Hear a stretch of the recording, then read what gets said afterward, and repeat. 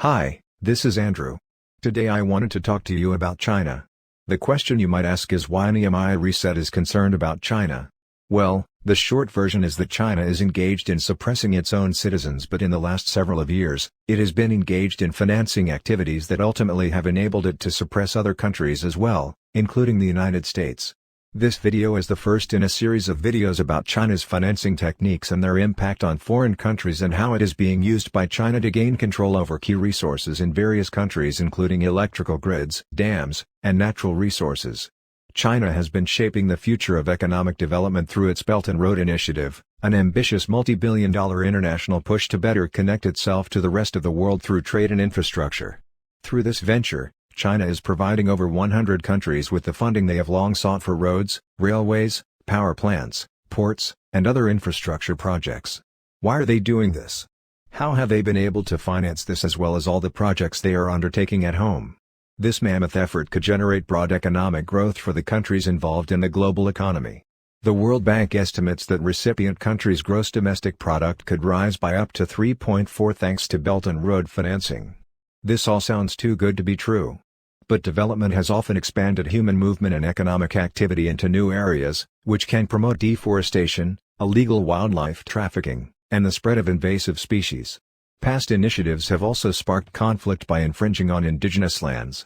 These projects were often approved without the recognition or consent of local indigenous communities. In a newly published study, a team of development economists and conservation scientists mapped the risks Chinese overseas development finance projects pose for indigenous lands, threatened species, protected areas, and potential critical habitats for global biodiversity conservation. They found that more than 60 of China's development projects present some risk to wildlife or indigenous communities. Yet these projects continue to move ahead. This study examined 594 development projects financed by the China Development Bank and the Export-Import Bank of China. They created a database to track the characteristics and locations of projects that these two policy banks supported between 2008 and 2019. During this period, the banks committed more than $462 billion in development finance to 93 countries. This is roughly as much as the World Bank, the traditional global leader in development finance. Nearly half of all projects financed by these two banks are located within potential critical habitats. These are areas that might be essential for conservation and require special protection considerations. This is according to the International Finance Corporation, a unit of the World Bank that promotes private investment in developing countries. 1 in 3 of the projects fall within existing protected areas, and nearly 1 in 4 overlaps with lands owned or managed by indigenous peoples. In total, we calculate that China's development finance portfolio could impact up to 24 of the world's threatened amphibians, birds, mammals, and reptiles. The greatest risks lie in South America, Central Africa, and Southeast Asia. All of the projects that China's policy banks are financing in Benin, Bolivia, and Mongolia overlap with existing protected areas or potential critical habitats. More than 65 of Chinese development projects in Ethiopia, Laos, and Argentina are located within indigenous lands. On average, risks to indigenous lands are greatest from extraction and transportation projects, such as mines, pipelines, and roads. The greatest threats to nature are energy projects, including dams and coal-fired power plants. For example, a cascade of 7 hydropower dams along the Namu River in Laos has displaced indigenous communities that depended on local ecosystems for their livelihoods. China's rapid economic growth since the 1980s has made it one of the world's top polluters. Now its leaders are working to improve their country's environmental performance. China has created a national system of protected areas and has pledged to make its domestic economy carbon neutral by 2060. But it has made no such reforms in its foreign lending.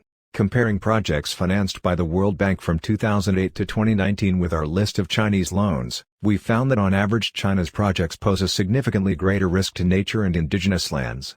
The World Bank also has a concerning proportion of loans in high-risk areas.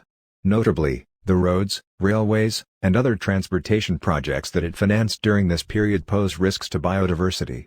These risks are nearly equivalent to those posed by similar projects financed by China. For example, in 2016 the World Bank financed a major road project across the Democratic Republic of the Congo. This project went over indigenous peoples' territory, opening them up to the loss of property and livelihoods. A formal internal investigation found that serious harm had occurred and directed the World Bank to manage future projects more carefully. China has an opportunity with the Belt and Road Initiative to improve infrastructure networks around the world in a way that is both sustainable and inclusive. Recently it published the Interministerial Green Development Guidelines for Overseas Investment and Cooperation, a set of voluntary guidelines produced by Chinese experts from universities, governmental and non-government organizations and international experts. This report urges Chinese investors to respect host country environmental standards. When those standards are lower than China's, the guidelines recommend using international environmental standards. In a promising step, President Xi Jinping announced on September 21, 2021 at the UN that China would not build new coal-fired power plants abroad. Just as importantly, he announced that China will step up support for other developing countries in developing green and low-carbon energy. These projects have long-term risks that no one talks about. Ask Texas residents how they felt when during the winter of 2020 their green systems failed, or California residents who suffer rolling blackouts during the summer months. This change in financing proposed by China will create a powerful shift in energy issues across the developing world. However, this study shows that investments in low-impact sectors can still carry risks to vulnerable ecosystems and communities. We believe these climate commitments should be complemented with similar social and environmental performance standards that take into account local risks to biodiversity and indigenous peoples.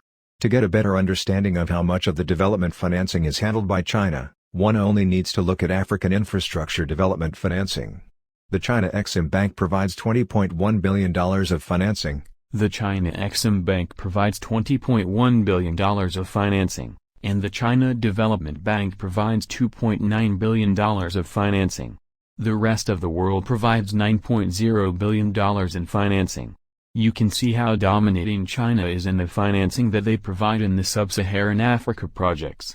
It's been obvious in recent years that China has provided far more financing for African infrastructure development than any other country or multilateral development finance institution (DFI). Now, however, for the first time, we know how much more, and it's a lot. Critics on both sides of this relationship say it saddles African countries with unsustainable loans while simultaneously exposing Chinese creditors to unacceptably high levels of risk. Meanwhile, these deals also spurred China's most vocal international critics, namely the United States, to promote the message that China is entrapping poor developing countries in Africa and elsewhere by loading them up with vast amounts of debt that will invariably not be repaid and will result in the forfeiture of vital national assets upon default.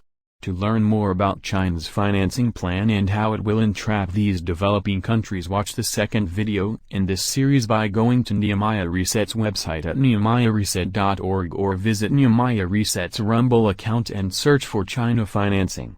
Learn how China is not only enslaving their own people but how they are using financing to enslave other developing countries. Thanks for watching the first in our series on China's financing and its impact on developing countries.